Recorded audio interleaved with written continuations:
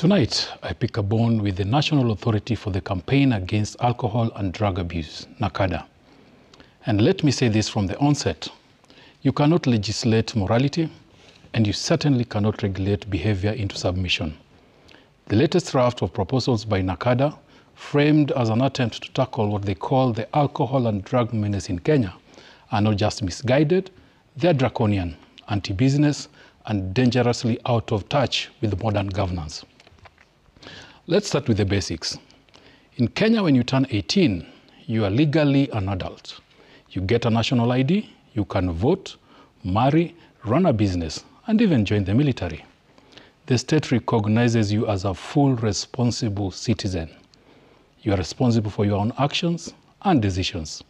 But somehow, NACADA believes at 18, well, you are incapable of deciding whether to drink, what to consume, or how to live your life. That is a contradiction, it is insulting, and it's unconstitutional. Now let's come to the proposals that they have, which were initially floated as a ban before public pressure forced a cosmetic backtrack. But we heard you, NACADA, loud and clear, and we know exactly what your real intentions are.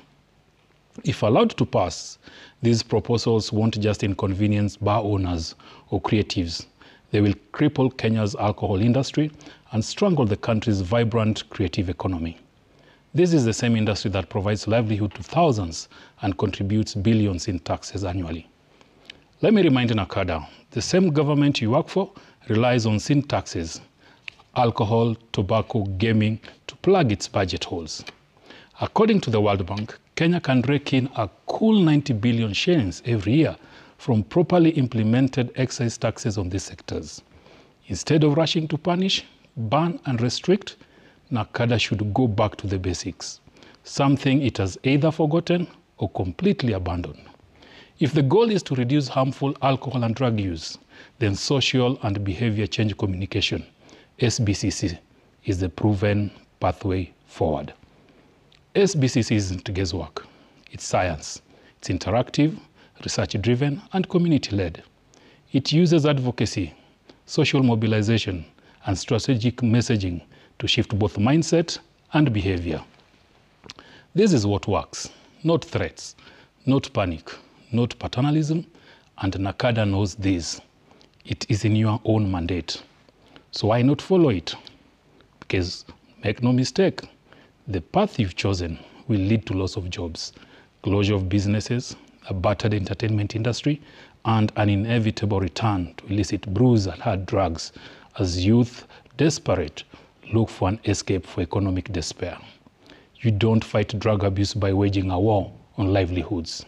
You fight it by building awareness, trust, and responsibility. Together with the people you now treat like enemies, let's be clear, these proposals must remain just that, proposals. NACADA's job is to control, not to crush, not to kill industries, not to censor culture, not to choke opportunity. Kenya needs a balance, not a blind regulations.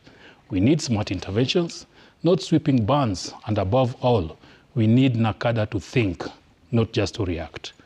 That is my bone tonight.